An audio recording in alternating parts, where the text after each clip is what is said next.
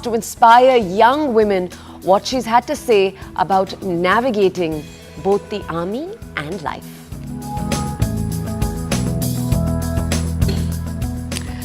And the other bombshell that dropped literally on the cricket field this time was the legendary Virat Kohli saying he's hanging his boots at least from Test cricket. 14 years of career for India, Kohli hangs up his Test jersey. The final Test will be played in Sydney.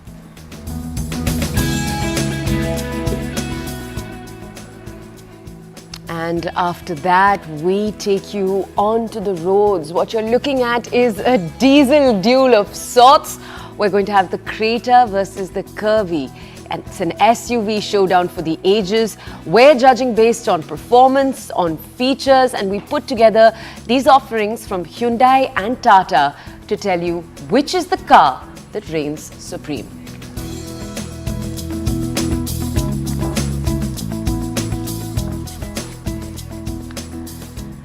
Now, in the escalating India-Pakistan standoff, it's the hum of drones that has taken over the war front.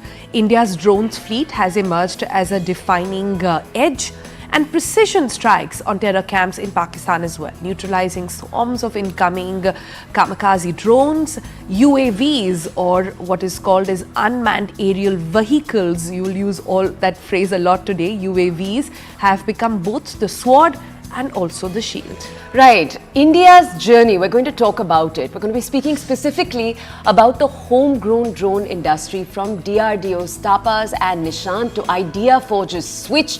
They're now deep inside the country's defense playbook.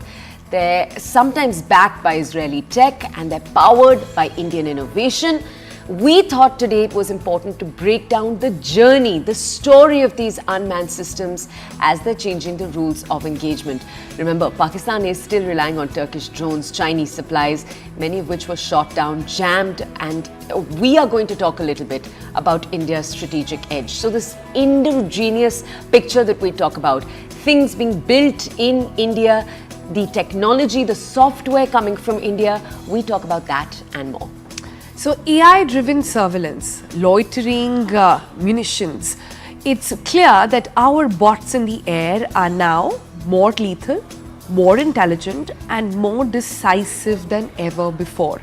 And one of the key players powering this unmanned edge is actually Idea Forge, a company whose drones are already in active defense use across India's borders. And joining us today is Ankit Mehta, the CEO and co-founder of Idea Forge, to tell us about how the Indian drone tech is actually rewriting the battlefield strategy. Good morning, Ankit. Thanks so much for coming in and joining us along with your cup of coffee today. What you do is very serious, but we want to understand the tech. We want to get behind the brains of how this is really developing in India and what is really the way forward. But for starters, can we get a broader picture, a big picture analysis of in the India-Pakistan military escalation that we've seen in the last few days? Drones have dominated the battlefield. As someone building this, are you saying, or would it be right to say at this point that the role of drones in warfare is now the next step, the next big thing?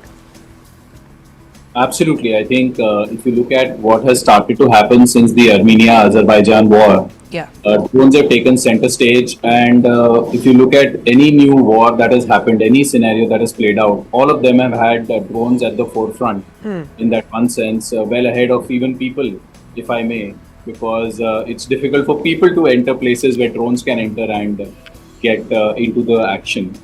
So I think going forward, we will not see any other scenario play out but to have drones at the forefront. Now, drones can be at the forefront in 2-3 ways. The first and the foremost way is that we need to find targets. Ultimately, every defense force, every army, every air force, navy, they need targets.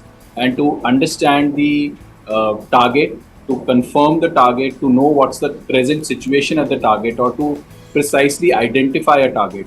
Drones are deployed across board. You have very large drones that can look deeper into the adversary's domain. You have very small drones that can perhaps be launched from the palm of your hand and look at the house right in front of you. So any scenario where drones are deployed, they are deployed to confirm identify and find targets. Once you have found targets, then you need to neutralize targets. And in order to neutralize targets, drones are being deployed to ensure that before the target is neutralized, it is reconfirmed by the same asset, by somebody perhaps holding the button way behind, to try and reconfirm that actually what was thought is a target is the actual target. So your precision of targeting becomes that much better, and you are able to be very, very clear, precise in who and what you are targeting. And that's something again drones enable in a very good way to a very high accuracy level. Now, this accuracy is achieved both in case of some drones which are operated presently in the war in Russia-Ukraine. They are called FPV drones. Yeah. They are operated by somebody wearing goggles and literally reconfirming the target at the terminal end before it goes into the target. But on the other hand, there are autonomous drones that can essentially lock onto a target and go in precisely within a circular error of probability, it's called, within a circular error probability of perhaps 2 meters, in some cases 1 meters or 5 meters, depending on the weapon that you are carrying and the kind of damage that is expected. So these are the two key areas. And then of course, if you have done damage, then you need confirmation of damage. If you look at what was happening even in the present strikes, we needed confirmation that there is actually something that has happened and it has hit the intended target, and you can confirm that that's happened. So reconfirmation, battlefield damage assessment, these are some of the additional areas where drones are deployed. In fact, even before that, drones can also be deployed to create three-dimensional maps with very high accuracy of any terrain that you are wanting to navigate or looking to do. And drones now come with sensors that can look in foggy conditions using radar. They come with foliage penetrating radars depending on the class of drones. They come with sensors that are LiDAR that can map the terrain, give you very precise area. There are drones that come with the ability to almost in real time create the 3 dimension of a target that you're trying to look at or attack or get more information about. So there is a vast array of capabilities that exist, and all of them, if I may, get deployed in some form or fashion in any of the existing wars that are going on. So can we ask you the other question, which is that India has also been dealing with drones coming across the border, right? And when it comes to how to bring down drones, there's hard kill and soft kill. Soft kill, for example, is if you jam the drone. Hard kill is if you decide to smash it out of the air in some way. I want to ask you, when it comes to the race to stop drones, so the other side of this conversation, what's coming there? What worries you, for example? See, I think it's very clear that in the wars, as particularly what has happened if you look at Ukraine-Russia war, heavy electronic warfare has been happening. And in the presence of very heavy electronic warfare, drones, they go blind because their GPS can be jammed. GPS jamming is very easy. It can be done on a very large area. So it really doesn't know where it is in the real world. And therefore, it cannot, if you've given it a coordinate, and if its GPS is jammed and it's operating based on GPS, it can't do the precision or the strike that you really want it to do, right? Yeah. And then you can also cut the communication. If the communication between the drone and the pilot is using wireless technology, then by jamming the wireless airwaves, you can also cut the communication between the drone and the you go blind and you go pilot. deaf. You have no connection then. Exactly. So therefore, the drone again has to be on its own. Either it has to come back because it is better to retrieve the asset rather than lose it when it goes both blind and deaf. But on the other hand, you could also have autonomous capabilities where once it has identified a target or has the algorithm to search for a target that you have pre-fed to the drone, it can do the search, and it can then, if required, neutralize depending on what has been programmed or what has been the mission given. In most cases, at this point in time in the war, people do want the kill button on a human's hands. But there would be in future autonomous capabilities where it will identify the target, it will confirm it, and it will perhaps also neutralize the target while it is doing its mission. We'll get there. We'll get there too in a second. There's so much to talk about, and we can see the passion with which Ankit is speaking as well. But Ankit, I think the key question here, considering the times we live in, The Prime Minister just spoke last evening and said that Operation Sindoor is not over. It is clearly on a pause. So we are in a live situation. In times like these, the question that comes to mind is, how do Indian drones really stack up against what is there in the world, against globally? We've heard a lot about, I mean, if I can quote some here, the TB2 or the US-backed MQ-9 Reaper. All of these, which are some of them Turkish-backed, the others which the Pakistani side was also using. At this point, what can you tell us about what India has versus where the drone tech has developed across the globe? See, I think, you have to look at drones in a very wide way, in the sense that you cannot look at drones as one category. Like I mentioned to you, there are drones that can take off from the palm of your hand and look at a house right in front of you. Or there are drones that have to look at the same house or the same asset from 5-10 kilometers away, from 10 to 50 kilometers away, from hundreds of kilometers away, because that's how far the asset will have to travel to reach a place where it can look at the target with reasonable clarity, right? So depending on what kind of assets you're talking about, different countries in the world or different companies in the world have different capabilities and clarity. So if I may to talk about these classes, then in India right now we've just started to build the ones that can launch from the palm of your hand. We are early in that space, so we are not at the cutting most edge. One of the capabilities that we've developed over the years is from about 5 to perhaps 20 kilometers. In that range, we have some of the most advanced drones in the world with respect to flight time and the weight a soldier has to carry in the field to make a mission happen that is required for surveillance and other activities. So those kind of drones, we have perhaps the best performing drones in the world.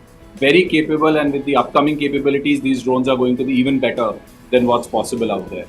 Then when we look at larger classes from there, again, India hasn't developed indigenous capabilities there or doesn't have a finished product that is yet deployed over there. So there again, you will find that the Israeli businesses or the some American and some European as well, they will be doing reasonably well in that domain. So it depends on which class, which category has the country in a way focused on. And the origin story of Indian drone industry in a way starts with our journey, and we started doing it because we wanted to do it for soldiers who are engaged in a last mile battle against terrorists. So in 2008, when the attacks happened on the country, we wanted to create technology that can help in that situation. So we needed something that can go on the shoulders of our soldiers, make sure that they are able to deploy it at the last mile and can be persistent in their observation of the target, can look at the blind side and understand how to approach an asset where somebody on the other side is holed up. And this technology is deployed very widely now in the country, and in most of the counter-insurgency, counter-terrorism operations, you will find that our drones are doing services and have many successes over the years. We haven't talked about your journey from IIT onto the battlefield, and in itself it's a very, very cool, very Indian story. We'll touch on it in a second, but in one of your previous answers, you sort of teased something that's very interesting, and we need to dive deeper. AI-driven drones, autonomous drones, how close are we to truly seeing that take place? Drones that can make decisions on their own missions, how far are we? See, at least from the point of view of detecting your targets, detecting adversary, for example, drones can today host on the edge autonomous people detection, autonomous motion detection, they can do object detection, etc. So autonomous capabilities where you put a drone out there in an area and you want it, not just one drone, in many cases autonomous capability can have multiple drones going and searching an area, looking for these targets, looking for these assets. So that autonomous capability without a human eye needing to look at the camera or the feed is something that has been achieved and is deployed in various forms and factors across the world, including in our country. But if you were to say that, can that be then that coordinate be then passed on to targeting autonomously?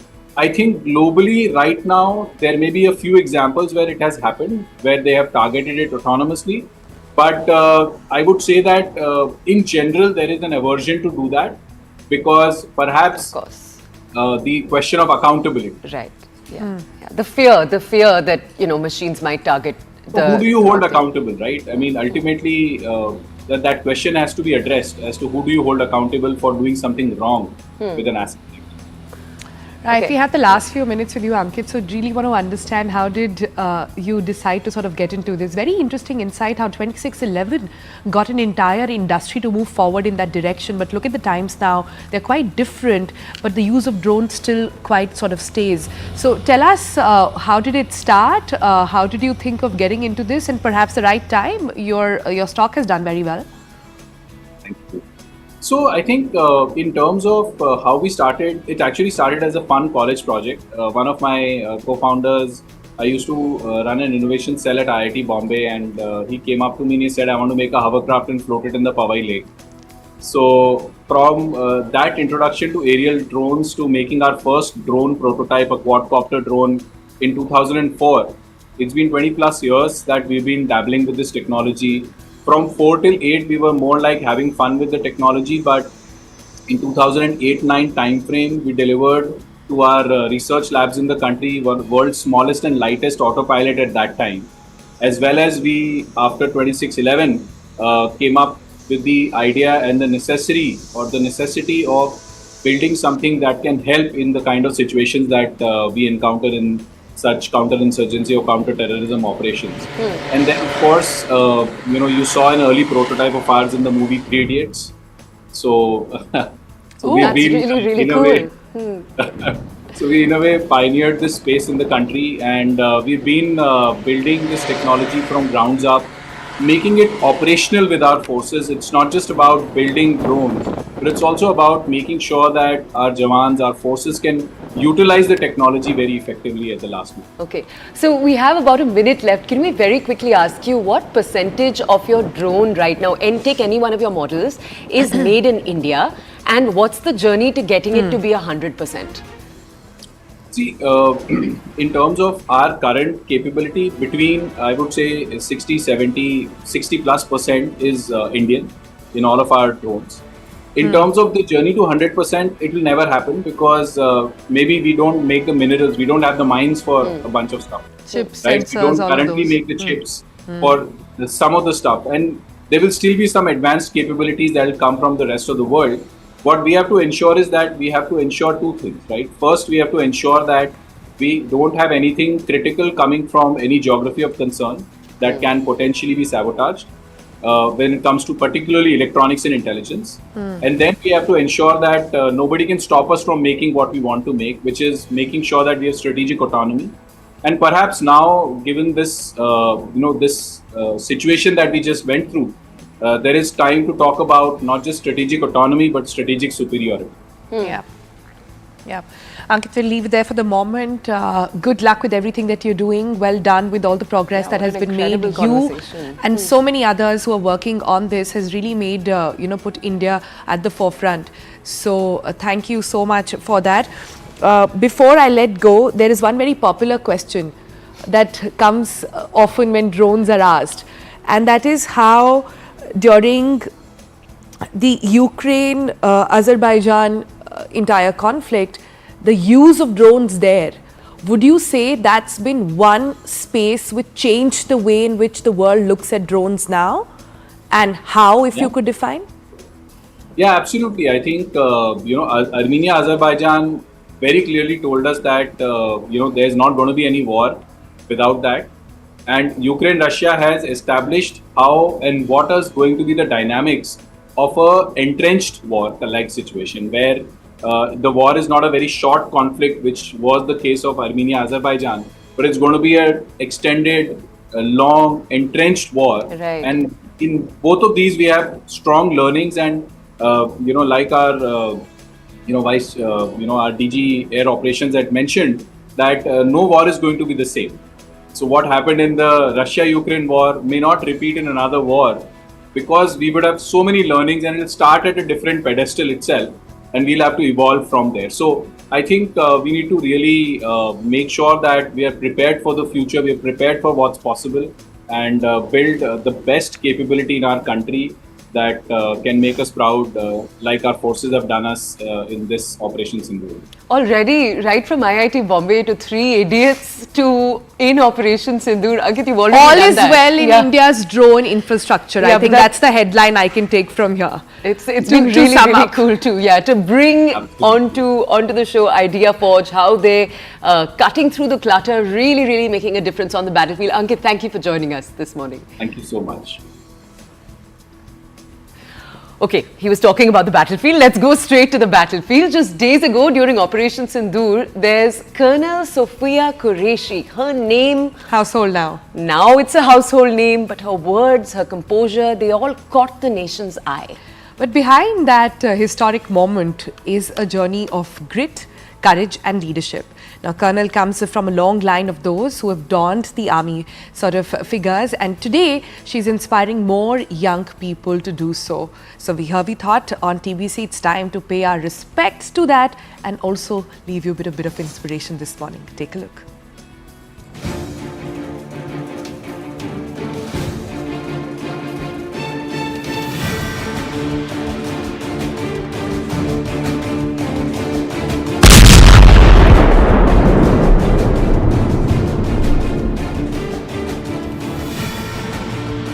On May 7th, India struck back.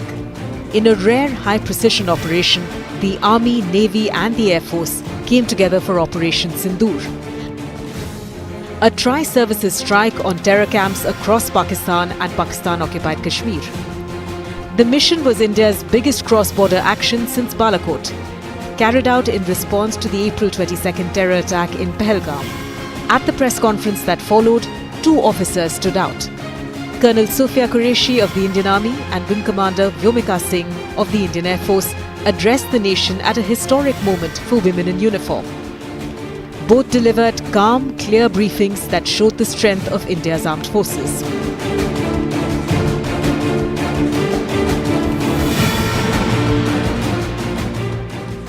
Colonel Sophia Qureshi serves in the Corps of Signals, which runs the Army's communication backbone. She grew up in Vadodara, Gujarat, in a proud army family. Her grandfather and husband both wore the uniform. Inspired by them, she joined the Indian Army in 1999 after completing a postgraduate degree in biochemistry. She spoke to us about her journey. If you ask me, I belong to a warrior family, so it was in my genes, and I wanted to don the uniform. And believe me, Indian Army is the best organization one can have. It gives you an opportunity to surmount any kind of difficulties.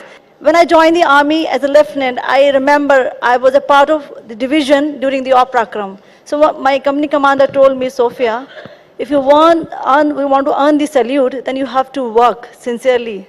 Believe me, I have earned the salute and also earned the commendation card during the Oprakram. It was all because of the good mentoring I had that time. Colonel Qureshi has in the last few decades had multiple feathers added to her cap. In 2016, for example, Colonel Qureshi made history as the first Indian woman to lead an army contingent at a major international military exercise. Her leadership overseas earned accolades for both her and the Indian Army. She spoke to us about one instance. I was a part of the one cordon and search team. It was a melange of force from the Swedish Army, from Tunisia, from Uruguay, and we led that cordon and search operation. We did it whole night. It took 72 hours, but it was successful. We could save the life of local populations. And next day, the force commander asked me who was that lady from the Indian Army. I think that gives me the pleasure. The people talk about the Indian Army, not Colonel Sophia Qureshi. So such incidents happened in my life, and I had a privilege to command the contingent at ASEAN nations. I was the only woman officer among 22 nations. So I'm also thankful to my organization for giving me this opportunity.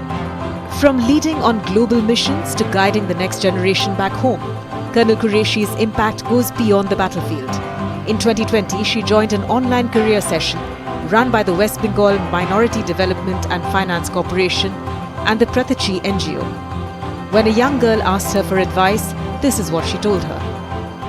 Ayesha, मैं आपको ये बताना चाहती हूँ, जिंदगी एक है, और इस जिंदगी को अगर मैंने अपने देश के नाम दे दिया तो उससे बढ़कर कुछ नहीं। ये जो हमारी अपब्रिंगिंग होती है वो हमारे घर से होती है। लोग क्या कहेंगे, लोग क्या बोलेंगे, आप लड़की हो कर नहीं सकते, इन बातों में मत आना। आप सब कुछ कर सकते हो, बस आपको अपने पे कॉन्फिडेंस रखना है। आपको ये सोचना है कि मैं, मेरे देश के लिए मैं क्या कर सकती हूँ। You have to think about your nation first. This is the one life God has given to us. We spoke to one of the organizers about Colonel Qureshi's huge impact.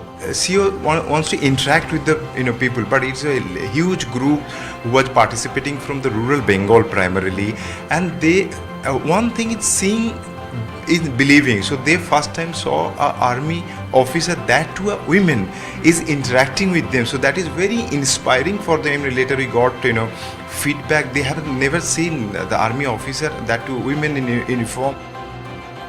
As India honors its heroes of Operation Sindoor, Colonel Sofia Qureshi stands tall. With Kamalika Sengupta, this is The Breakfast Club.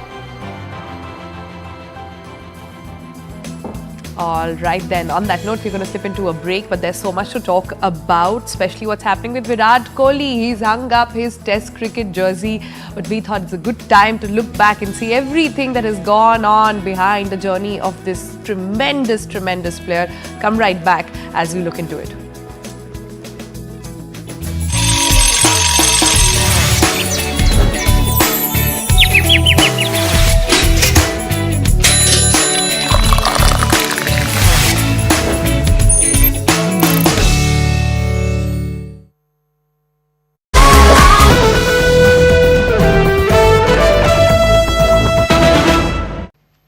हम सभी ने बीते दिनों में देश का सामर्थ्य और उसका संयम दोनों देखा है। मैं सबसे पहले भारत की पराक्रमी सेनाओं को, सशस्त्र बलों को, हमारी खुफिया एजेंसियों को, हमारे वैज्ञानिकों को, हर भारतवासी की तरफ से सैल्यूट करता हूं। हमारे वीर सैनिकों ने ऑपरेशन सिंदूर के लक्ष्यों की प्राप्ति के लिए असीम शौर्य का प्रदर्शन किया। मैं उनकी वीरता को, उनके साहस को, उनके पराक्रम को आज समर्पित करता हूं। हमारे देश की हर माता को, देश की हर बहन को और देश की हर बेटी को ये पराक्रम समर्पित करता हूं।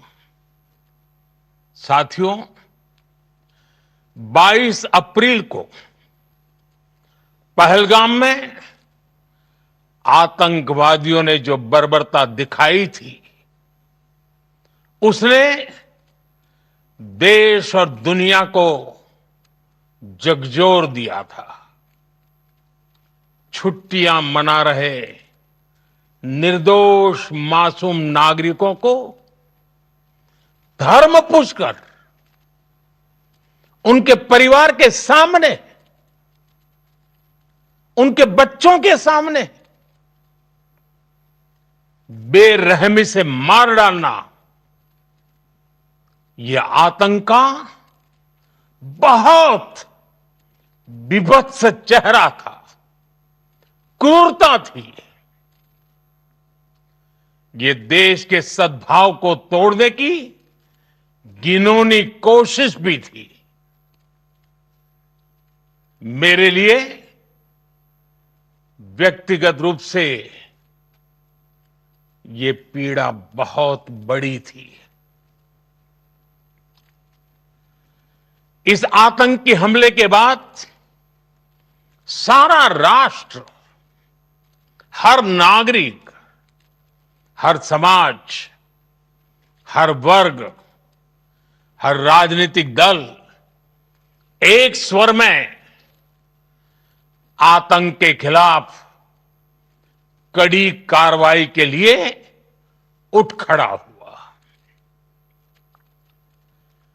हमने आतंकवादियों को मिट्टी में मिलाने के लिए भारत की सेनाओं को पूरी छूट दे दी और आज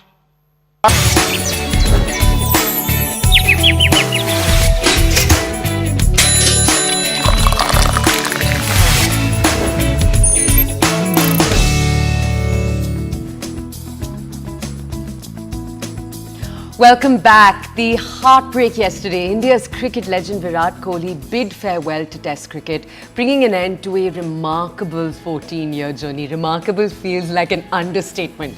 The 36-year-old who recently followed Rohit Sharma's footsteps into retirement has scored 8,169 runs in Tests, leaving a massive void in the Indian team. Kohli's last Test will be against Australia in Sydney. Now, with his retirement, India faces a significant loss of experience ahead of the England tour. Kohli will now focus solely on ODIs, with the 2027 World Cup being his top priority. And CNN News 18 Alan Sundarthaman actually broke down on what lies next for the man. Take a look.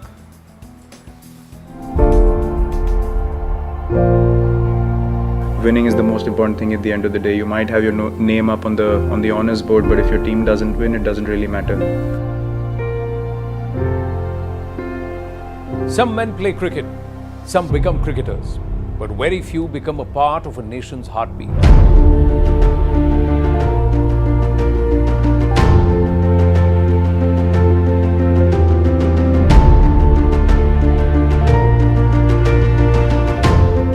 Bharat doesn't just say goodbye to a player in whites. Bharat salutes a warrior who turned the gentleman's game into a battlefield of pride, passion and purpose. Virat Kohli, the name that became a roar in every Indian home.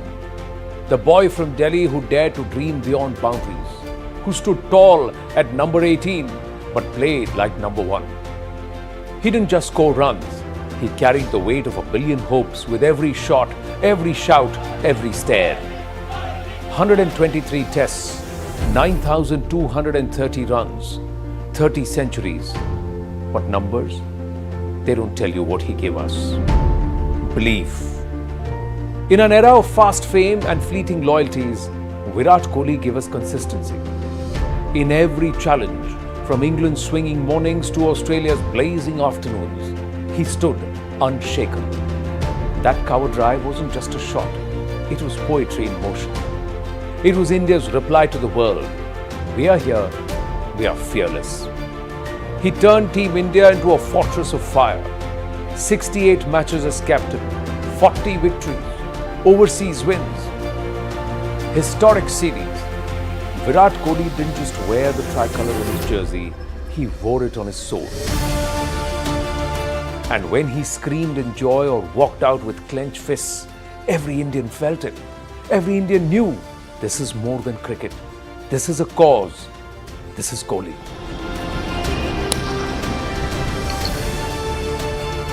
Today, as he walks away from the red ball, we don't just applaud a career. We salute a legacy. A man who made Test cricket cool again, fierce again, proud again. Thank you, Virat, for the runs, for the wins, for the fight, and above all, for making us feel alive every time you took guard. Legends don't retire. They rise in every chant, every memory, every tear. And in the pages of Indian cricket, Virat Kohli will forever be a chapter of greatness.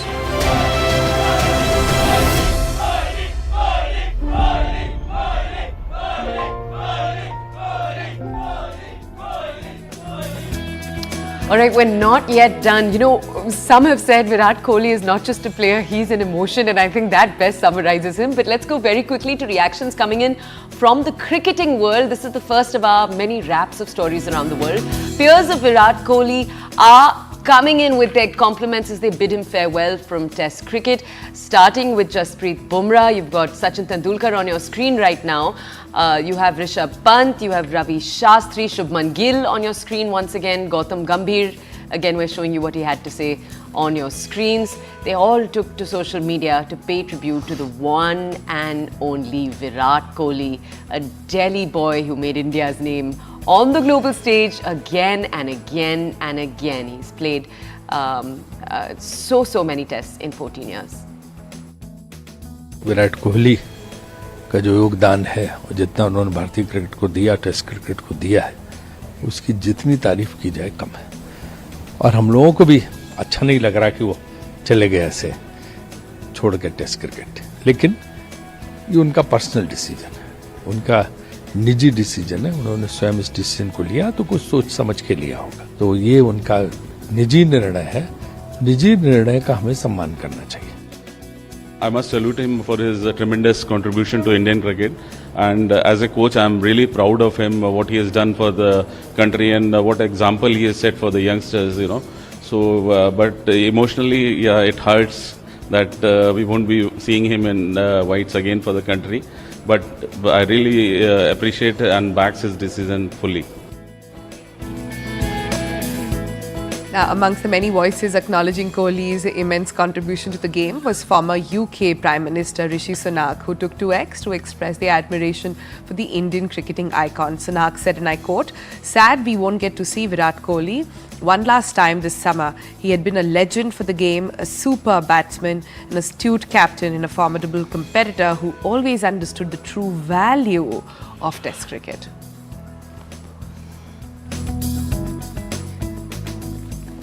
And taking you now to the BCCI that has finally announced something that had cricketing fans crossing their fingers, the revised schedule for IPL. It will resume on May 17th with the clash between Royal Challengers Bangalore and Kolkata Knight Riders in Bangalore. The final will now be played on June 3rd. IPL 2025 season was suspended last week, remember, because of rising tensions between India and Pakistan. A ceasefire was announced on Saturday and hence the path was cleared for the premier T20 competition in the world to resume. Meanwhile, Amitabh Bachchan has expressed his admiration for the Indian Armed Forces with a heartfelt post amid the ongoing Operation Sindoor and heightened tensions between India and Pakistan. The legendary actor shared a poetic tribute dedicated to the courage and determination of Indian soldiers.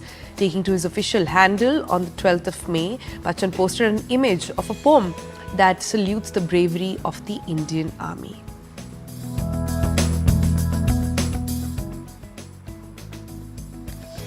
And Sri Lankans celebrating Vasak Day with dazzling lights, lavish feasts. It's a significant Buddhist festival. Island-wide celebrations are marked by dazzling lights, vibrant decoration and acts of compassion. So, for example, free meals. It's a time of spiritual devotion and public displays commemorating the birth, the enlightenment and the passing away of Gautam Buddha.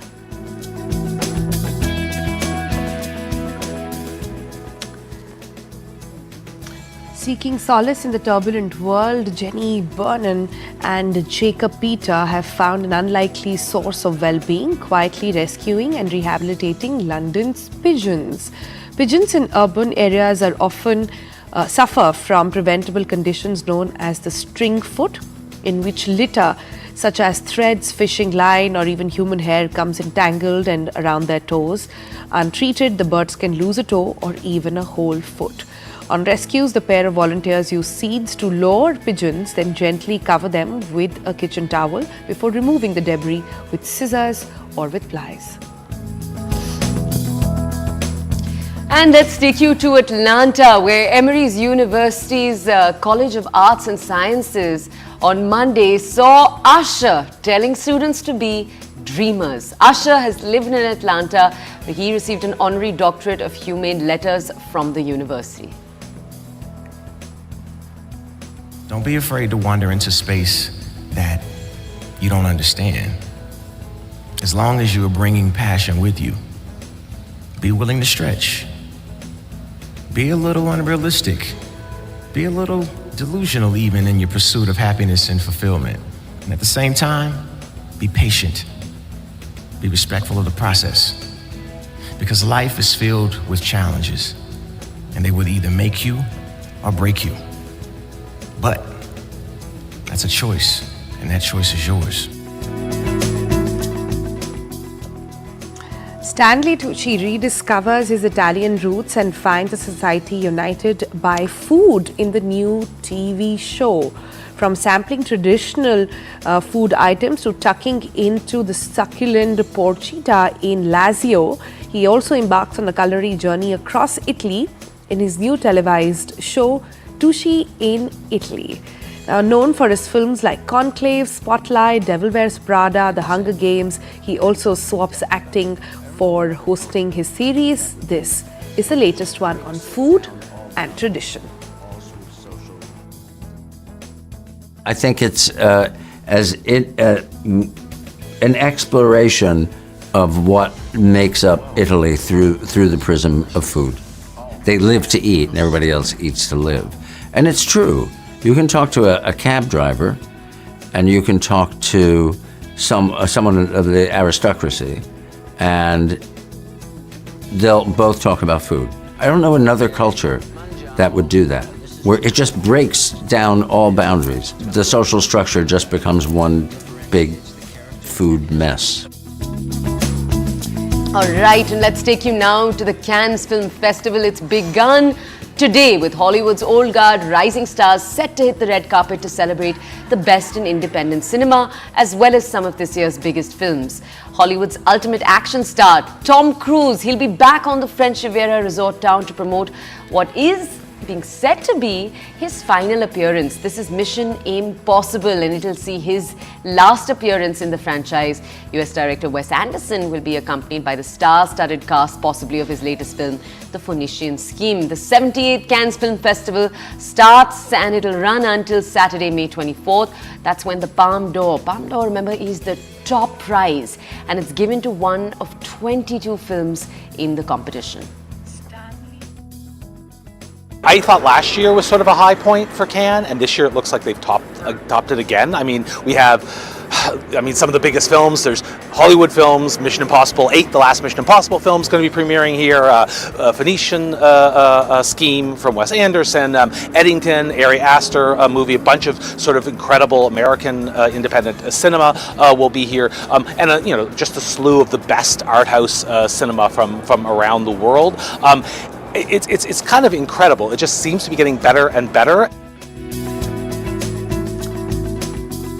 Reality TV star Kim Kardashian is expected to testify in Paris on Tuesday in a trial on a group of men who actually as the Grandpa Gang, charged with robbing her at gunpoint and stealing jewelry worth millions of dollars during the Fashion Week there in 2016. Kardashian told the American TV host David Letterman about the heist in 2020 interview, during which she fought back tears as she recalled her fears of being raped that night.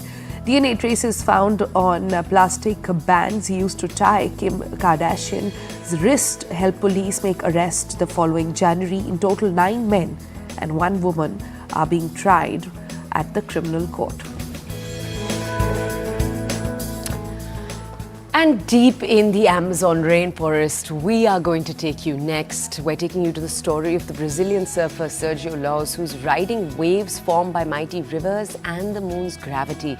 But climate change and environmental damage now could possibly endanger that ride. Take a look. This is the story.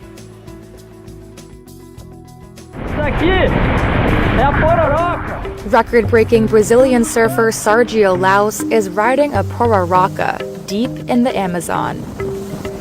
But he fears the days of riding these waves could be numbered because of climate change and environmental degradation.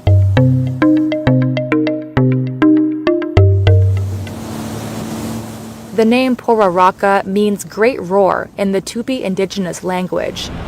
The thunderous clash between the ocean and the river that generates a tidal bore. As the moon approaches the Earth, some rivers are pushed back by ocean water, lifted by its gravitational pull. This creates the mighty pororoca waves, which can run for dozens of miles, growing bigger as a deep river becomes shallow.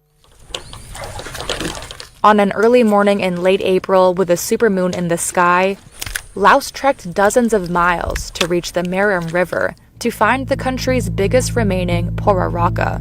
É uma intensidade, a gente está surfando a face da maré. São milhões de metros. It's intense. We are surfing the tide. There are millions of cubic meters of water overflowing into the river. Uma onda, ela quebra. It's not a wave. A wave breaks and dissolves. This one just keeps gaining intensity. It's an Amazonian tsunami, to be more precise. Laos says these waves were about half the size of what he saw here years ago, and even smaller than the around 16-foot waves he used to ride in the Araguari River further west. That was before erosion caused by agriculture and nearby dams dried it up. Research shows climate change has made parts of the Amazon hotter and disturbed rain patterns that keep the water volume in its rivers steady.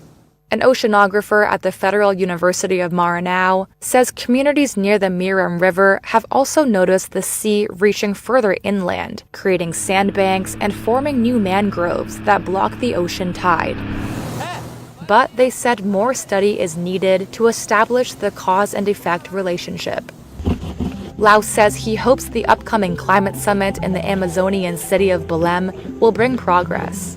Essas mudanças climáticas sim interferem. These climate changes do have an impact. E espero que agora a gente tenha. We must pay attention to this, and I hope that this special moment in the Amazon in Belém will lead us to COP30 and bring new hope to Brazil and the world.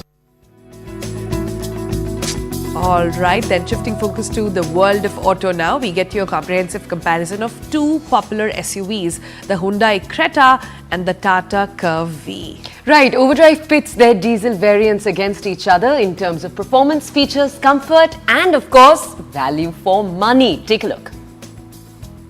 Now, there's no denying that the Hyundai Creta has you more or less covered with everything that you might want from a family car until you want to stand out from the crowd, which is where the Tata Curve comes in. Now, this striking coupe SUV shape aside, how do these two cars stack up? What's different and what's very similar between these two? Let's find out. It'll surprise you to know that the Creta is the longer car here and the Curve the wider one, which just goes to show how design can play tricks on your perception so easily. Both follow the modern playbook of sharp LED lighting and big grills. There is a sense of familiarity to both the Creta from how many of these you see and the Curve from being derived from the Nexon. But these ICE versions of the Curve do stand out a bit more with their distinct grille. The Tata's larger wheels add more drama, but the Creta's bodywork carried over from the pre-facelift version doesn't quite gel with the more angular new additions. The flush door handles look great on the Curve but are a pain to use when your hands are full. That being said, the Curve has more ground clearance at 208mm against the Creta's 190mm. At the rear, the notchback of the Curve is an attention magnet and quite a departure from the flat, clean shape of the Creta. You may also say that the Curve looks a bit bulbous from some angles, but this trait seems a play for more attention, in which case it works. Now, there's always that impression that you are making a compromise with this stylish coupe shape, especially in terms of boot space maybe. But in the case of the Curve, that's not really true. For example, to start with, you have a powered function for the tailgate. Even you can also do the kick adjustment thing. So opening the boot by itself is not a hassle, and in terms of space too, this has 500 litres compared to the 433 of the Creta, so you're already starting off on the right foot. Having said that, yes, the lip is slightly higher, so picking up items is a bit more difficult, but once inside, the space actually is quite useful because it's a large square box. Yes, this notchback shape means that maybe tall items will be a bit difficult, but like I said, the square shape of the boot floor means that you can stack a lot of stuff quite easily, and there's a 60-40 function as well. Now with the Creta, of course, it's much more straightforward. You just open it as you would, but immediately, yes, it's not as deep or as wide maybe as the Curve, especially with these pockets on the sides and with the slightly intrusive wheel wells. But putting in heavier items is much easier because the lip is low and the edge is completely flat, so you can just slide things in. And just like the Curve, you have a 60-40 split function as well. Both these SUVs come very well equipped. They have most amenities you might want in a car. But a bigger differentiation comes from safety. Both give you ADAS, but the Creta has a more natural system.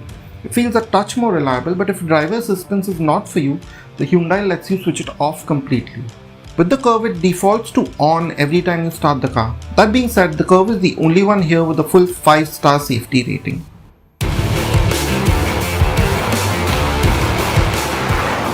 Now, if you are coming up to these cars from smaller hatchbacks or sub-4-meter sedans, they're very easy to get used to, both of them to drive, because you have a good view out. You sit fairly high up in both. In the Curve, I feel you sit slightly higher up, maybe the range of adjustment is a bit more. But you can see exactly what's in front of you. The bonnet sort of pans out in the way that you would like it. So straight ahead, visibility is great in both. Now that being said, the Creta is slightly better to maneuver in tight situations. Because of this, you see the large A-pillar. It's something that we've seen in the Nexon that's been carried over here. This kind of blocks your view a bit more here than in the Creta. So that's something you have to get used to. And also the mirrors. Now they do a better job than the ones in the Creta, but yeah, you have a blind spot that you need to be careful of. You will find a 1.5-litre turbo diesel in both these cars, with the one in the Creta being the same tried and tested Hyundai Kia unit we've seen for some time now, while the Curve gets a heavily updated iteration of the motor from the Nexon. This motor has the edge on paper with its 118 PS and 260 Nm against the Creta's 115 PS and 250 Nm. But as our 0 to 100 kmph tested times show, the two cars are dead even at 12.9 seconds, despite the notable difference of the Curve being paired with a 7-speed DCT and the Creta a 6-speed torque converter. A point to note is that the Curve doesn't need diesel exhaust fluid dosing. Now while these two engines might be very similar on paper, the way they behave on the road is a bit different. Now the Creta, it feels a touch more refined at idle or at low speeds like we are doing right now. It's quieter at these low RPMs and generally smoother. There are a few vibrations that come through, but as you keep revving it out, I think it's the Curve that sort of contains the noise a little bit better. A lot of this boils down to the gearbox. The Hyundai's transmission is better able to keep the car in its power band and seems to favor drivability over efficiency. Despite the Curve using a DCT, it's quite conservatively tuned. It takes a while to give you a downshift, say when you want to overtake, and seems to be quite keen on choosing the highest gear possible. In effect, you find yourself losing momentum, which takes away from the experience you want from a solid, torquey diesel. But the more conservative tune of the Curve has its benefits when you drop to the fuel pump. It's quite a bit more efficient than the Creta, both in the city and to a larger extent on the highway, where the 7th gear truly makes a difference. We managed 15.84 kmpl in the Tata and 14.37 kmpl in the real world in the Creta. Now, like we said before, the default normal mode is pretty much the only mode that you need to drive the Creta, and it sort of does everything that you want to in that mode. There's no point really of switching it to the sport mode, especially with this diesel powertrain. You already have a narrowish power band to play with, although like I mentioned, the Creta utilizes that power band slightly better. But I must say that with the Curve, there is a bit more range between the drive modes. So the Eco is really quite focused on saving fuel, which makes it a bit difficult to use in the everyday, I must say. I think this default sport mode is good enough, especially if you're driving on the highway and you aren't looking to save that much fuel. Speaking of not saving fuel, the Curve is the more engaging of the two cars to drive. Yes, the steering is quite light and more attuned for use in city driving conditions. The Creta has a bit more heft that adds confidence, but the difference is marginal. The Tata seems to stay more composed on a winding road. The nose turns with a bit more enthusiasm and body roll is better controlled. Around higher speed bends, as you might find on highways, you find that the Creta tends to start running wide a bit earlier than the Curve, which if you like driving takes a bit of fun away from the experience.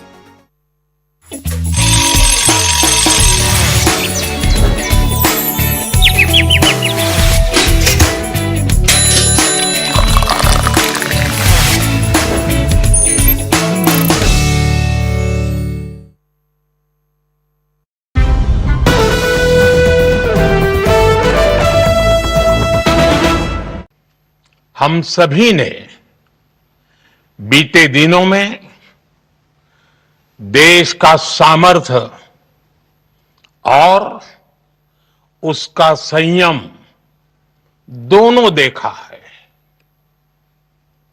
मैं सबसे पहले भारत की पराक्रमी सेनाओं को, सशस्त्र बलों को, हमारी खुफिया एजेंसियों को, हमारे वैज्ञानिकों को, हर भारतवासी की तरफ से सैल्यूट करता हूं। हमारे वीर सैनिकों ने ऑपरेशन सिंदूर के लक्ष्यों की प्राप्ति के लिए असीम शौर्य का प्रदर्शन किया। मैं उनकी वीरता को, उनके साहस को, उनके पराक्रम को आज समर्पित करता हूं। हमारे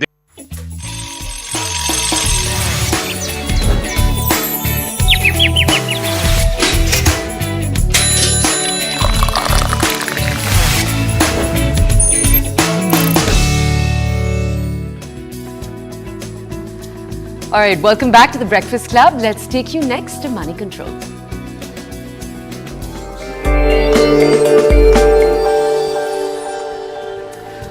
All right, next we bring you a special segment on the financial markets powered by Money Control Pro, Money Control's premium destination for investing and business insights. Let's start with how markets are pegged to open this Tuesday morning. Now, Gift Nifty is indicating a muted opening for the Indian stock market. US stock markets closed sharply higher after US-China agreed to temporarily slash the tariffs. Asian stocks are up in Tuesday morning trade, tracking the gains in the US markets, and gold and crude oil prices steady and easing global trade tensions. Lending to the bottom of the pyramid has huge scope in this moment, according to Money Control. Despite micro lending catching up, the unorganized players are dominating. In the past year, the segment has been rocked by asset quality challenges. With regulatory guardrails in place and rural recovery, can better days be expected? You can log into Money Control Pro to find out more about India's microfinance sector and various other actionable insights on the market. It's the premier destination for all investing views and financial insights that you're ever going to need, brought to you by Money Control.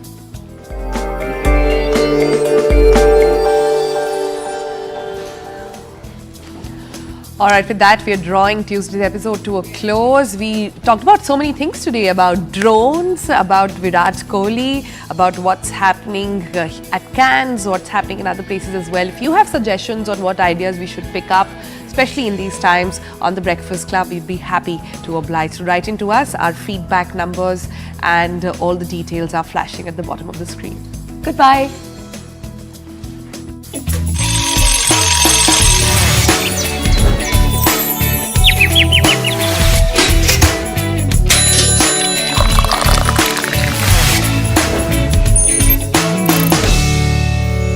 इन्होंने health